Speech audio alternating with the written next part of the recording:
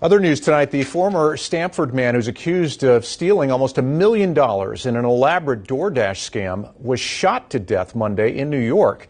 This came right before he was due in court in Stamford for a potential resolution in that case. News 12 Connecticut's Marissa Alter with the latest tonight. David Smith was supposed to appear in Stamford Superior Court Wednesday morning to accept or reject a plea offer in his case. Instead, the state's attorney's office learned Smith was killed 2 days ago.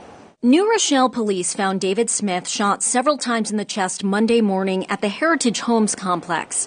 Police said a personal dispute led to the 22-year-old's death. They've since arrested 4 men in connection. Community members did help with this, with calls to the police of the shots and descriptions of people running away. Smith was living in Mount Vernon. He moved there after Stamford police arrested him in June 2023 in what one investigator called the most massive scheme he's seen. Smith is accused of scamming DoorDash drivers in California out of almost $1 million. Investigators recovered a large chunk of it, $733,000 in cash, when they seized 5 safes from his apartment. Police explained how the scam worked. They said Smith would use one of his many phones to place a fake DoorDash order in California.